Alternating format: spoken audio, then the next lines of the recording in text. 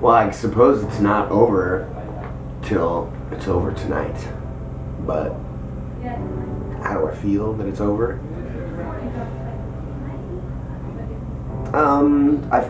I guess I feel somewhat melancholic about it. Like it's a huge chapter of my life that I'm finishing,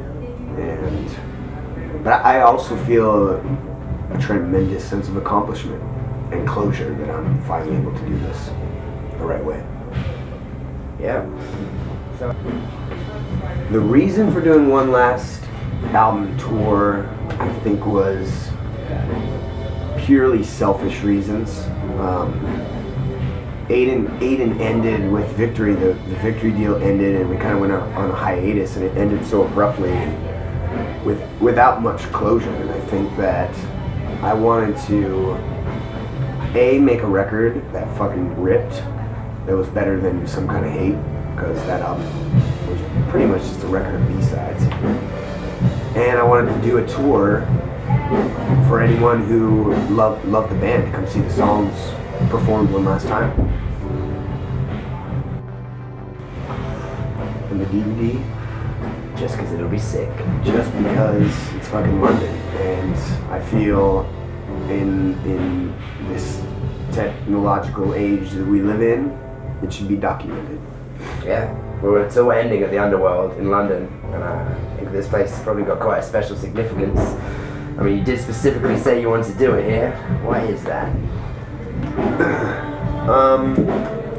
Let's see, I specifically wanted to end it at the Underworld because the Underworld was the first venue that Aiden sold out completely on their own as a band back in 2005. And it was the first place where I think that I felt like a rock star. and it has a special meaning to me because it's such a legendary venue, and over the course of my career there's been a lot of ups and downs, and I felt it was the right venue to end in. Let's see, how does it feel to take the power back from these motherfuckers? Doing this tour DIY was not entirely our choice. We tried to go through a promotional company that wanted to book the tour, but after the offer that we received and doing the numbers, we just figured it would be better to do it on our own and more lucrative than fuck everyone. Fuck everyone. It feels great. That's how it feels. Why did I make the decision to put the back catalog down and the new record for free on the internet? I mean, it's 2016. Music is free. Let's stop kidding ourselves and be honest for once in our lives. We can continue to grasp at straws as musicians or labels or managers, but the fact of the matter is that American capitalists have capitalized on an art form that's been free since we started banging on fucking skins wrapped around barrels, and we've made music as a species for thousands of years, and only in the last century have we been able to make money off it. And now the way that technology is, with YouTube and torrent sites and any of the other, vast fucking websites on the internet, we can't regulate it. So why not just give it away for free like it used to be? Why fight it? So I feel like I wanted to put it on the website for free because people deserve it. Yeah, I worked hard, I wrote it, I suffered a lot while writing it, I spent my life performing it, but I just feel like I can't ever expect to be compensated. I spent most of my career on a record label that never paid me. Yeah. So perhaps my my own optimism has been shattered because of that. But at the same time, I just feel like we live in a time where, you know, the art form of music is free. And artists, yes, they have to get paid somehow. So really the solution, if you want your favorite artist to continue to be making music and continue to make art, is to support the artist directly by buying their merchandise, coming to their shows, you know, donating to whatever campaign they have going. Because this whole model of big record label signs naive artist, you know, gets some producers to make some hits and then takes all the artist's money is fucking over. And artists now have the power, and that terrifies the industry. It terrifies the people in the suits that have been able to make millions of fucking dollars off these naive kids. So I feel like charging people to listen to something feels kind of ridiculous. Like charging someone for a t-shirt, they've got a thing. Charging them to come to the show, like they're gonna come from the States. But like, if we want them to come, we want them to sing, and we want them to support us, I think it's the least we can do to let them fucking hear the music. Yeah.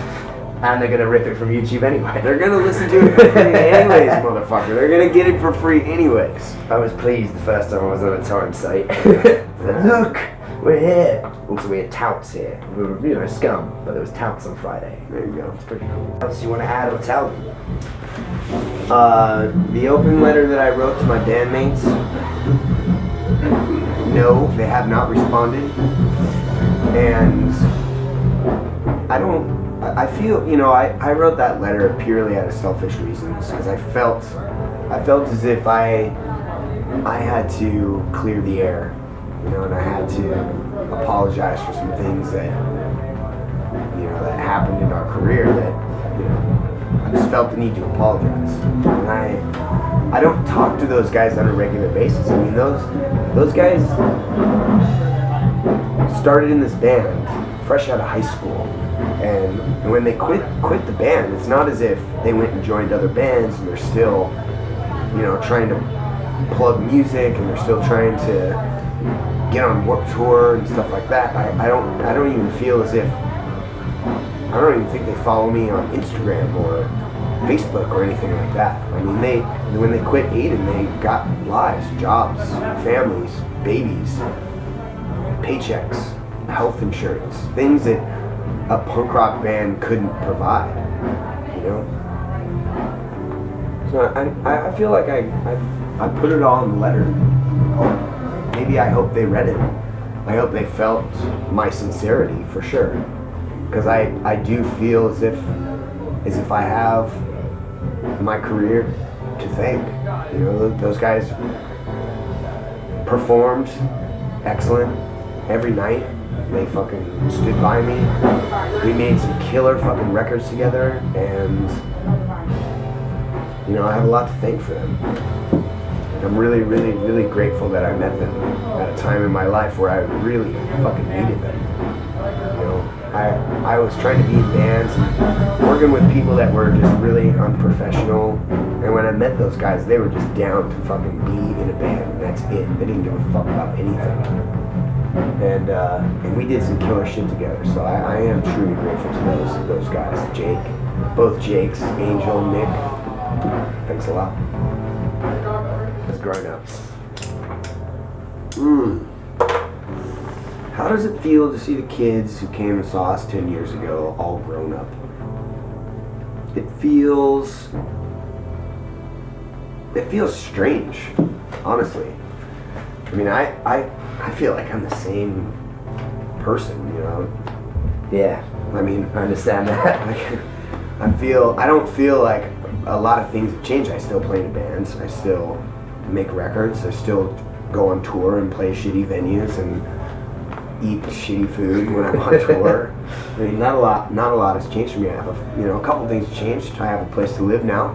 That's cool. I got a family. But my career is still the same. So it's strange to see these kids who were, you know, children in school 10 years ago with makeup all over their face, and now they're doctors and lawyers and, you know, they have other professions, prostitution, gambling. cocaine addictions, you know, whatever it is. It's a strange thing to watch someone grow up. And it's strange because I don't feel like that much time has passed. And yet it's been a decade. I feel like they catch up to you. Like you meet them when they're kids and suddenly they're at the bar after the show and you're like, how the fuck are you in here? Yeah. When I met you, you were getting a lift here from your mum. Yeah. And we just stay the same. Men, children. Locked in a stinky backstage forever. Never land is where we live. It's good here. Never land. We're the Lost Boys. Sweet home. Oh, let's see. When I look back over my career, the last 13 years, what stands out the most? I mean, I've had a lot of standout moments in this band. Shit, so many. I mean, I don't drink or use drugs, so I remember a lot. I remember all the tours we've done. I remember what I wore on the tour. You know what I mean? I have a really good memory with regards to that kind of shit. I would have to say probably getting signed by Victory was really exciting. At the time, Victory was the biggest fucking independent label in the world. Every band wanted to be on that label, and they flew us out, fucking signed us, and it was just kind of overnight. We were on tour consistently. Meeting and becoming friends with my heroes, doing Warped Tour, No Effects, Bad Religion, Bouncing Souls, singing on stage with them every day, hanging out with fucking Thursday, you know, so the bands that I grew up listening to. All of a sudden, I'm hanging out at a barbecue with fucking Brian Baker talking about Minor Threat. It's been a surreal adventure. Standing on stage at Download or Reading in front of how many fucking thousands of people. Winning a Kerrang Award, that was awesome. Getting to tour with him, becoming friends with Villa, Taste of Chaos. Like I've got so many memories from this band, writing and releasing each album. There's a special place in my heart for all the albums we've done and songs we've performed. Shit, man, I can list is endless. I can keep going. Does it feel like, as long as it's been, especially now that this is the last day that Aiden it kind of exists, does it feel like, what's it been, 12 years? 13 since our gangs? Yeah, 2003 we started. It doesn't feel like it's been 13 years. It only feels that way when I sit down and I start talking about the things that we've done. Yeah. I've known your band for 10 years, but it doesn't feel like that long. It doesn't feel like that big gap from that first Download and then the one where I drove you guys up for the headline show and now we're here. Yeah, it's a strange... Time is strange. I think that, you know, the older one gets, the faster time goes. Like, when I was a kid, I remember being a kid, and it would be the summertime when we'd be off school, and it would just seem like it took forever, you know? Yeah. It took forever to get to Christmas. It took forever to get to my birthday. A week felt like a month. You know, now I wake up, and it's next week. You know, I drink a cup of coffee, and it's fucking December again. It's January 2016. I can't even keep up. So it doesn't feel as if it's been that long, but when I sit down and I think about it, yeah, I mean, I was selling my car to help finance Our Gang's Dark Oath 13 fucking years ago. I was a kid. I was fresh out of jail and treatment, and shit, I've been sober for 16 and a half years now. Fuck, that's so crazy. I suppose now that this chapter is closed, I'm gonna focus on. I'll focus on, you know, finishing Revelator. I still have this third book to finish. I feel as if I'm just getting started with William Control. I mean, that project has been it's been a lot different from Aiden, where Aiden was, you know, everything happened all at once, really fast, and we were all of a sudden on these big tours. And William Control has been a real slow build, and finally we're now able to headline tours in America, and people will come see us. So I feel like I haven't made the best record I'm gonna make with William Control yet. I also just bought a building to do merch, because my own merch company is thriving, so lots of shit on the horizon. I can't do anything else. It's not as if I can, you know, go get a job at a fucking burger stand, or, I mean, I guess I could get a job at a burger stand. I could do that, or I could continue to do music. Those are my options. I think music would probably work for you.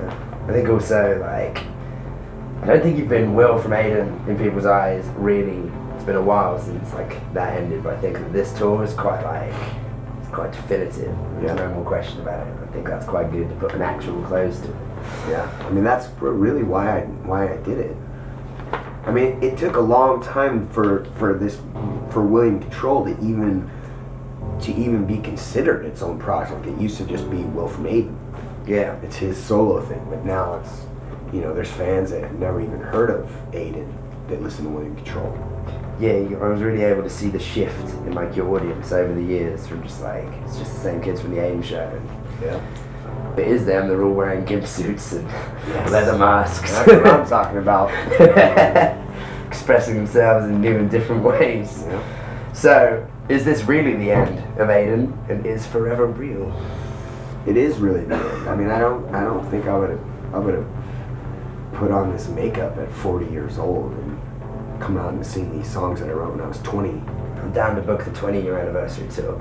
Okay, good for them. I'm good with the 10-year anniversary. I'm fine. Chapter closed. It's been a good run. I've had an amazing time. The adventure has been more than I bargained for. Way more than I ever dreamed. I honestly only wanted to play in a punk band that was able to draw 100 people a night. That was my goal. When I was a kid, I was like, God, if we could just draw 100 people a night, we could get to the next place and eat McDonald's and buy new jeans when they rip. Yep. You know, that was the only goal I had, and I far surpassed that goal. What do I want my legacy to be? I don't know, man. What does any man want in his life? What does any man want their legacy to be? To be remembered? To leave something that lasts forever? I mean, I have no illusions that, you know, 100 years from now, people are going to be fucking reading my books or listening to my music as if I was fucking like I do with Oscar Wilde or Edgar Allan Poe. You know, I don't think that I'm going to go down in the annals of history in the books like that, but I don't know. I mean, I suppose that I've always just wanted to leave my mark in whatever capacity that may be, just like any man on earth, any man throughout history, or woman, depending. I don't know, man. Maybe I feel as if I haven't done what I want to leave yet. You know, I feel like art is really, it's a deep subject, and for any artist, he can continue to thrive as long as he evolves. So I suppose, you know, I'm not through with my evolution yet, and I'm excited for what that evolution may bring. Who knows? Yeah. I'd really like to be the next David Bowie. Yeah. But probably not. I could get the special cut into the show. Pull it up, pull it down. Yep. And boom. I don't know. Who knows, man? It's been a good life so far. I'm excited to see what happens next.